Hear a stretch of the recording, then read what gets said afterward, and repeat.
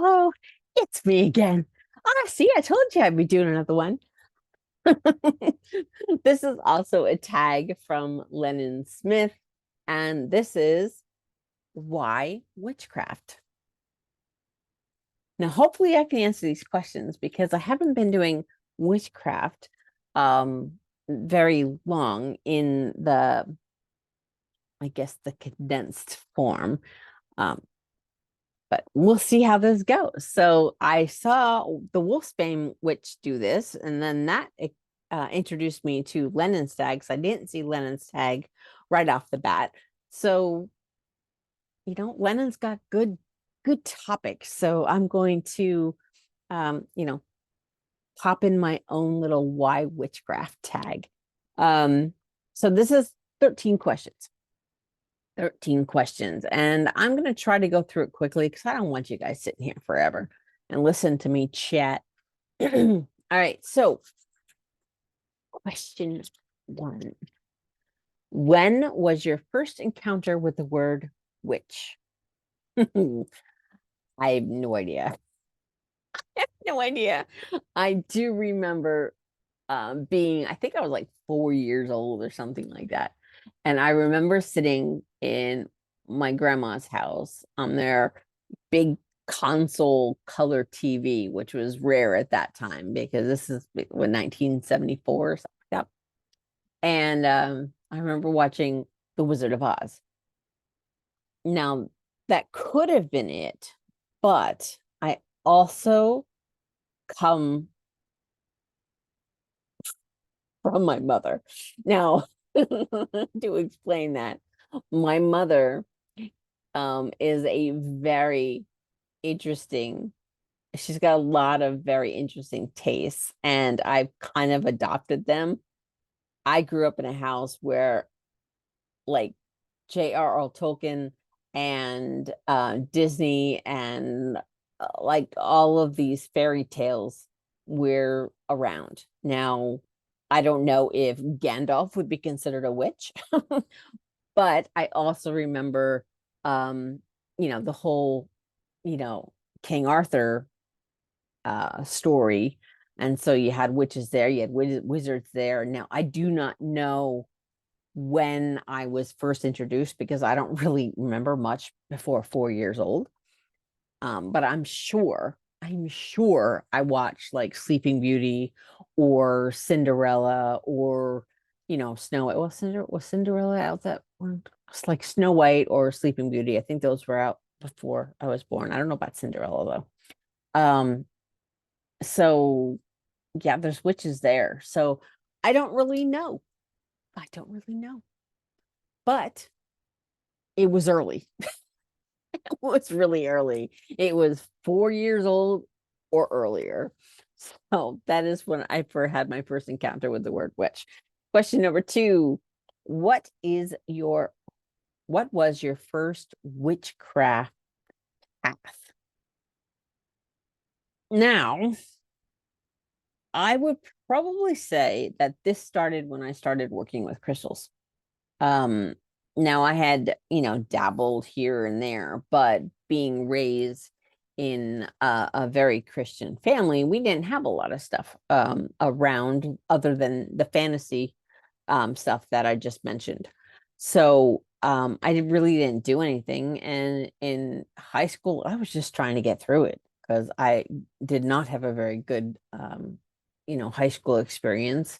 And then once I graduated high school, things got crazy. I moved out at 19, tried to survive. And so none of this really came into being until as I was an adult and I'm married, I'm more secure. And when I uh, decided when I got fired or laid off from my one job that I talked about, one of my 12 days of fuel stuff, I started working with crystals.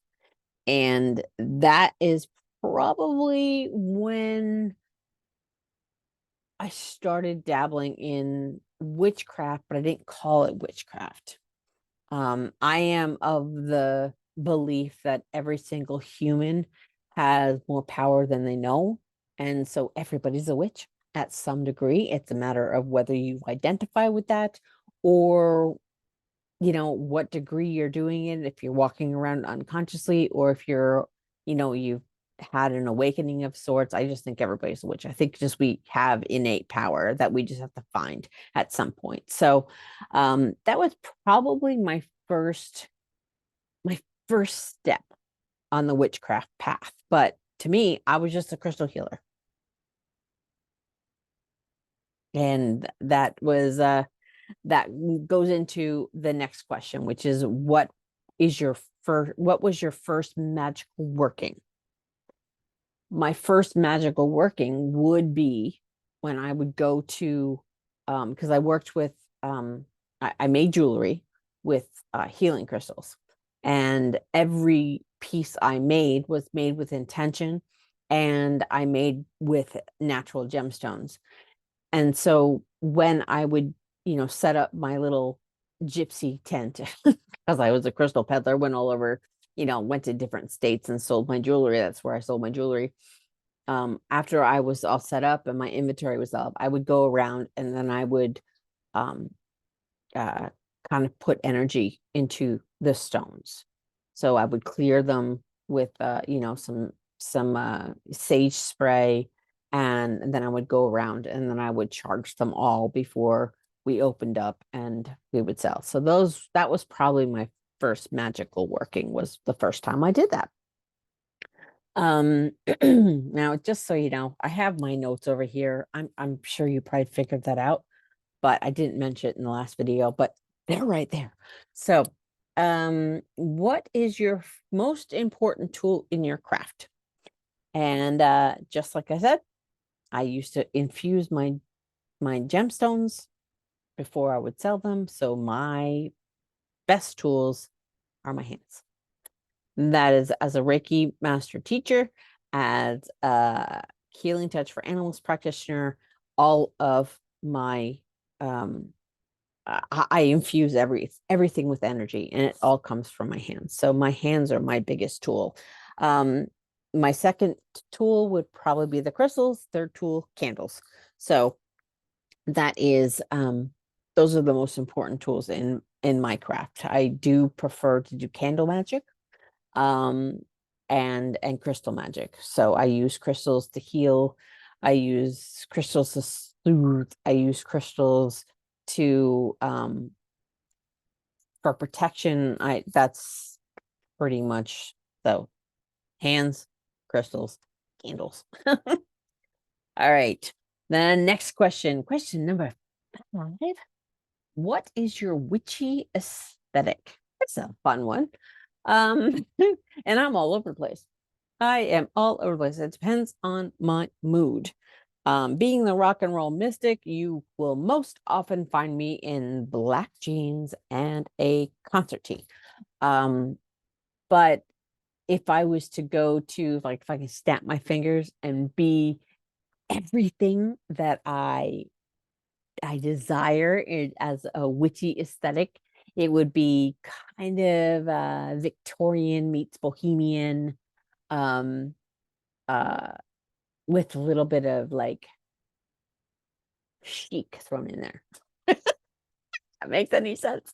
I'm a goth. I've always been a goth. So um that has always appealed to me. I actually, in my living room, and one of these days I'll do a video in my living room. I have these bats made out of like shells and nuts and stuff like that hang from my lights, and they look awesome. So I have these bats. Um and I always very kind of, I don't know. I've always been a little witchy in my aesthetic. I'm always dressed in black. I've been trying to add some color here and there because people seem to like it. I feel better in black. So yeah, that's my aesthetic. Goth meets Victorian meets bohemian meets rock and roll meets chic, because I do like a good shoe. That's my aesthetic. And I do like for my home, even though I'm always in black, I like color in my home. Like you can see my walls are yellow here and green. I have a leopard print rug. So it's kind of this is my African room because since I was born in Africa, I just have lots of little African things. But yeah, that's my aesthetic, kind of all over the place. But I like it. All right, question number 6. What is your favorite witchy hobby or activity? Um, I'm not sure. Probably because I get a lot of it's very meditative for me. Um, I am in the process of creating ritual salts, both environmentally friendly and regular. And I do work with eggshells. So we eat a lot of eggs in this house because we're carnivores. So I personally eat 21 eggs a week. My husband, I think he probably eats, I don't know, about a dozen, maybe, or not 2 dozen, or a little bit over that. So we eat a lot of eggs in this house. And my husband's eggs are white shelled, mine are brown shelled. So I use his eggs. And after he uses them, we collect them, and then I sit there and clean them and get out the membranes and all of that stuff. It's very meditative for me. And then once they're dried, I actually like crushing them up in my mortar using my pestle. Um, and I actually really enjoy that.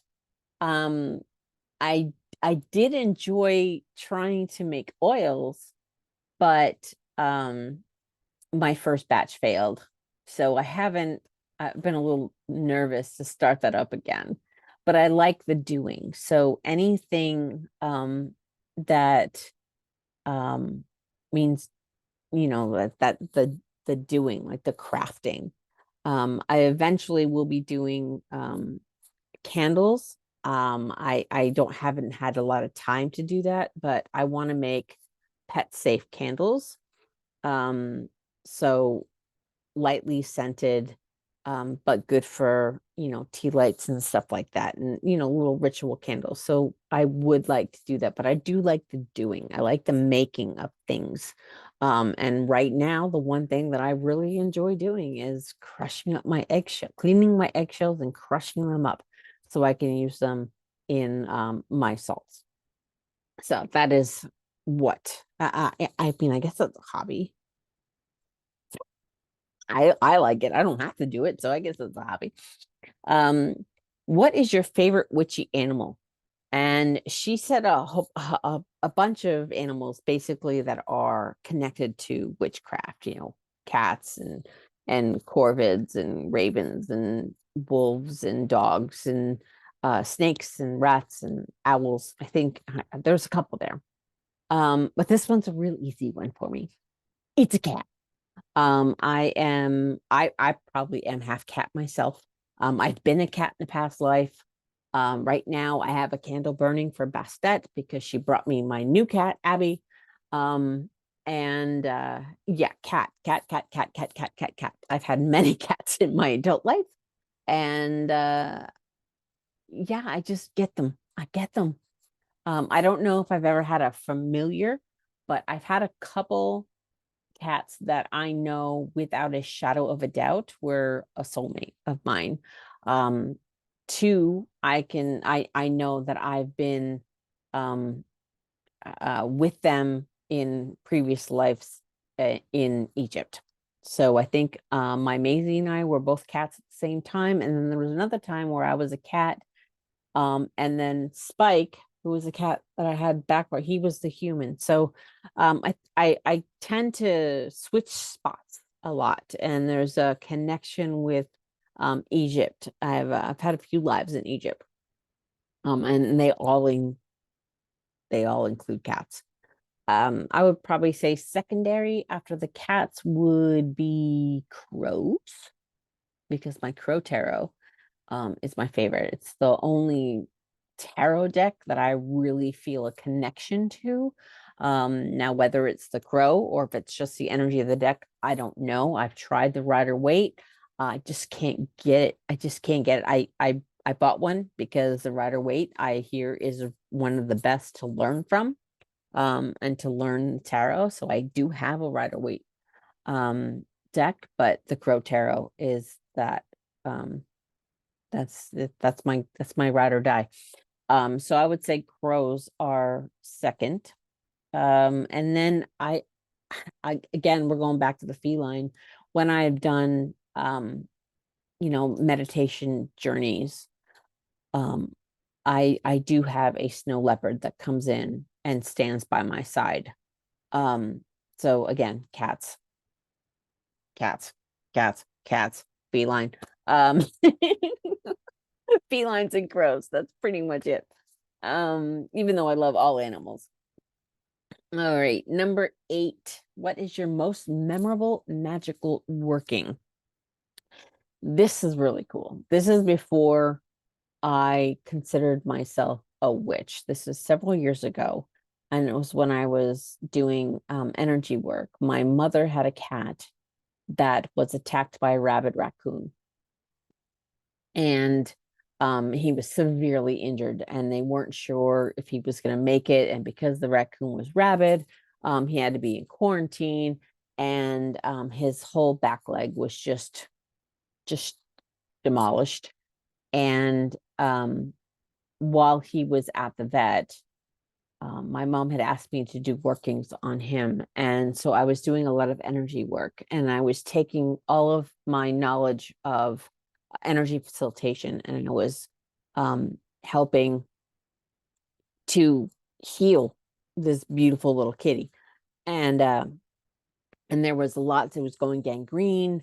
It was really rough. So my goal, my intention was to get the blood moving through this leg. It was his back leg. I did not want to see him have to be, I just didn't want to see it amputated. So my intention was to help rebuild the blood vessels and help get oxygen and blood to his feet, and make sure that all that was working on. And since he was at the vet, I had a whole month to work on him. And they were threatening amputation. They kept doing it, kept doing it. And I'm like, just don't let them cut off the leg just yet. If it's not injuring him now, if it's just there, and they just give me time.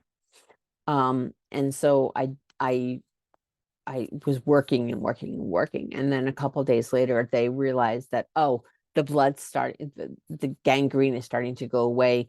And, we don't need to amputate the leg. But we're probably going to have to amputate the toes. And I remember saying to my mom, like, don't let him do anything yet. If I can save the leg, I can save a toe. Um, I should have said I can save all toes because I only ended up saving 2. He had to get 3 amputated. But that was probably the most amazing. That was a miracle. That was a miracle, because they seriously thought that he was going to lose that leg because of the gangrene and all that stuff. So that was probably my most memorable working. Um, um, yeah, that was pretty cool. I was so grateful that I was able to help this little kitty save his leg. I just wish I could have saved all of his toes, but at least I saved 2 of them. So there's that. So that's my most memorable magical working. Number 9, what is your most unpopular witchcraft opinion? I thought about this. And I know I have several, but I'm not going to say all of them. Probably,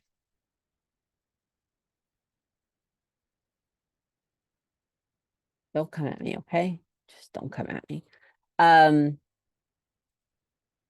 I don't believe in hell. That's one. Um, I think we create our own hell. If there is a hell, I think it's of our creation. There is no hell. I don't believe in the devil. Um, I and that would probably piss off a lot of religious people. But yeah, I don't believe in the devil. I don't believe in hell. Do I believe in Lucifer? Yes, I do. As a deity, I believe in Lucifer. Is he the devil of the Christian church? Absolutely not. Um, that's probably one of them. And then of course I already mentioned before in other videos that I don't believe that, well, at least the gods that I work with or the deities that I work, they don't want to be worshipped. They just don't want to be worshipped. And to me, if somebody um demands to be worshipped, I'm not going to work with them, because to me, that means that either that deity or that um, God that said that is not really a deity or a god or goddess. I believe it's a chaos maker hijacking and trying to control other people. So I do not believe in power over dynamics. I believe there's a certain hierarchy, but the hierarchy is built on respect and a student-teacher relationship. And that is probably my most unpopular opinion. And if you ever want me to describe that and go into detail, let me know. I will, try to come up with, you know, the research to, I guess, support that. A lot of the stuff that I believe is all most of my personal gnosis is all from a knowing that I have, or from communications I've had with other beings um, and entities. So yeah, that's probably my most unpopular opinion. Don't come at me, please. Don't come at me. All right. The next question is, in your opinion, what is the color of magic? This is question number 10. Um, I don't think magic has a color. If it does have a color, to me, it's like it's like all the colors combined, like a rainbow white, or with golden hues or something like that. I mean, if I had to label a color, that's probably what I would see, is kind of a translucent white with rainbow, like the full spectrum of light. Um, yeah. Now there are colors that remind me of magic, but I don't think it's the color of magic. So purples remind me of magic. Green reminds me of magic because I tend to be an earth witch, or lean that way.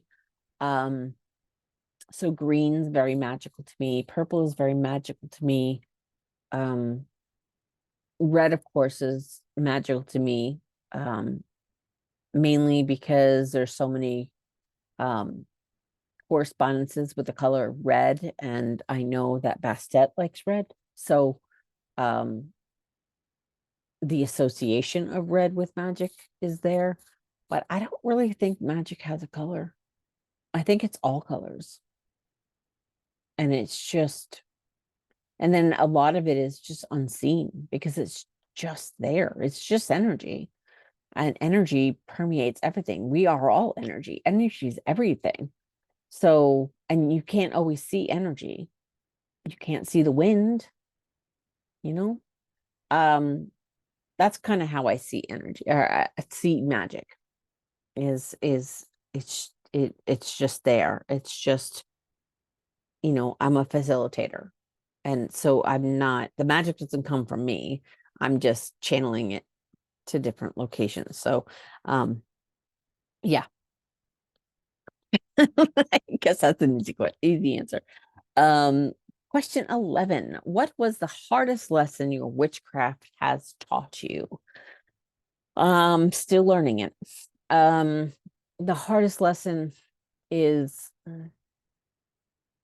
when you step into the light and when you step into your power, there are people there to stop you. I have had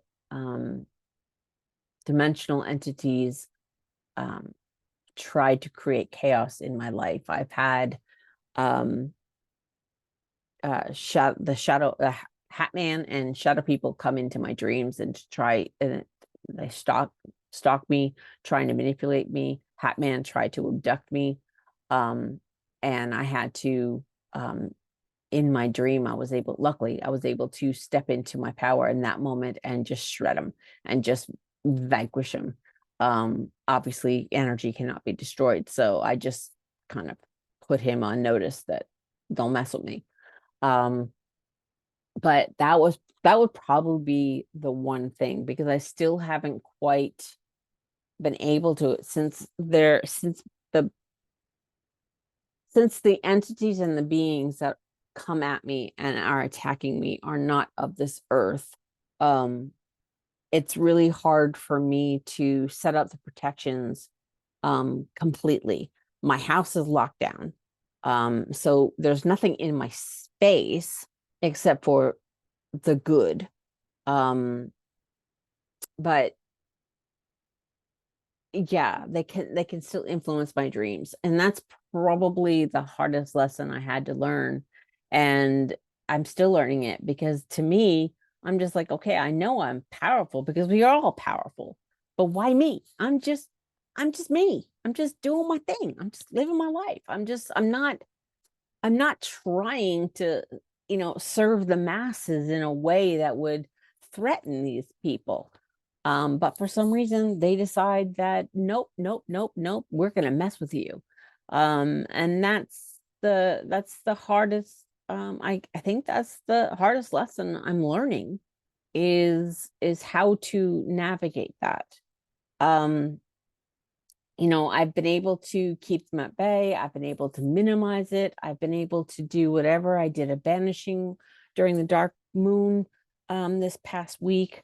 Um, that that seems to have at least eliminated some, because they seem to be affecting my health, mainly my pain, because I didn't start having massive chronic pain. I mean, I've always had chronic pain. I've been in 2 massive car accidents, but I have, once I healed from those car accidents, I didn't have debilitating pain. It was just annoying pain. It was just pain that I had to manage and be able to, make sure I didn't do too much, that type of thing. And when I first started doing my video series back in 2017, I guess I was reaching a lot of people. And what I'm feeling is that the attack started way back then before he even did anything. As far as witchcraft is concerned, I was just an enlightenment mentor. I was just speaking my truth, and I was just trying to, get the words out of my head and try to help people. That's what I was doing. But then after 8 months of doing this and starting to make a difference, all of a sudden I couldn't do it anymore. The pain in my back and my hips had gotten so bad that I literally had to stop. Like, it stopped me. It was so debilitating, and it took me forever to kind of get through that. And I thought that was just basic chronic pain. And then I started living my life again, and didn't go back to doing midnight musings because I wasn't sure how that was going to go. And so I just put it on the back burner. And then this past year, I started going to seances. I started to step into this witchy space, and the pains came back. And I've had a few times where I was debilitated again. And I talked in my other videos that I just had another massive attack that I had to deal with, where I basically couldn't even stand up straight. I was in so much pain for like a week. I had to do cord cuttings, and Archangel Michael came in and helped, and Raphael was doing a work on me, and that really helped to have that pain subside, but it hasn't gone away. Um, and they seem to really affect my hips, so I can't move forward. So it stopped me. It's why I'm behind with magic rocks. That's why I'm behind with a lot of different things. Um, so yeah, I mean, I know it's a long-winded answer, but that is the hardest lesson I've had to learn. Um, um, as far as witchcraft is concerned, because the second I step into my power, I'm being bombarded with stuff to stop me. And I'm trying to navigate that. Question number 12. What is your witchcraft's ultimate purpose? Witchcraft's ultimate purpose, it is to better my life and those around me. To help me break out. I've done a lot of personal development. I've gotten to the point where I am on my axis more than I am off my axis. I can watch, things that would that used to trigger me to the point of illness, and it doesn't affect me. I actually find it amusing. Um, and I just want to continue it. And witchcraft right now, and I've mentioned it in my other videos, it's helping me take all of this high frequency stuff that I've been working with, the angels, and I work with unicorns and all of these high vibrational beings, and it's helping me kind of meet in the middle where I can find a balance and work. I'm in this 3D world, so I have to be attached to the 3D world because I'm a 3D body. And that's one of the things that I need to find that balance. And I think that's why I was brought to witchcraft, is to find the balance, because I'm always way up here in this enlightenment, archangel, galactic high vibe space, and I need to come down because I need to make the 3D world work for me. Instead of always looking for answers way up here, I need to find the answers and root myself to the planet. And I think that's what's going to um, help me build my, I don't think that's the right words, but help me expand and help me grow, um, and really planting me on a solid surface so I can really step into my power in a way that I probably couldn't without having those 3D roots, if that makes any sense. So that's my witchcraft's ultimate purpose, is to better my life and to help me grow and expand. And the last question, question 13, lucky 13, is what is one big goal of your witchcraft? Um, I don't know if I have a main goal outside of what I just said, bettering my life. I would like to um, really expand my knowledge and also expand my clairs, expand my gifts. Actually, I don't want to call them gifts because we all have them, but it expand into my true nature and really, because I'm one of those ones that walk my talk. So if I talk something, I'm gonna do it myself. And I've mentioned it in other videos. My One of the things that I got, I'm not sure if I got it from Master Yeshua. I think I did. Um, but I got in a download. I need to explore divine humanness, because I believe we are all divine because we are human. And we have so much more power, because we are human, because we are spiritual beings living a human experience. That makes us powerful. Um, and that makes I'd like to, I think I'd really like to step. That's my probably biggest goal, is to really step into divine humanness so I can teach that. And so I can, the download came to me for a reason. So, you know, To all my guides out there, you led me to it, now lead me through it. And that is probably the biggest goal um, of my witchcraft is just to be more me, not just to be a witch, because that's just a term I'm using right now. It's who we all are. We all, I mean, I don't know. I don't know. I'm not going to go into that. At least not in this video. I'm going to be here for another half hour. But yeah, that's my biggest goal is to really step into divine humanist and uh and share my journey and hope that it helps others. You really step into their power and really stand in their truth and really understand what it means to be spiritual being living a human experience. That's probably my biggest goal. And witchcraft is going to help me get there because it's going to help me expand on the psychic and spiritual gifts that we all have innate to our energies. And I guess that's it. So I have no idea how long this video is going to be. This is probably going to be a long one. So I apologize for ramblingness, but hopefully it was enjoyable. Hopefully I made you laugh. Hopefully, you got to know me a little better. And if you want to do the tag, go right ahead, do the tag. Lennon put it out there for everybody. So if you want to do it, go ahead and do it. It's fun to do these tags and it builds community. So that's that. And I'm just going to end this one the way I ended my last one. Be kind to yourself, be kind to others, and walk in love and light. And I will see you in the next one. Oh, and by the way, just like and subscribe. I keep forgetting to do that stuff because this is not not trying to monetize anything, but I would like to be able to build the community around this space. So like and subscribe, and I will see you in the next one.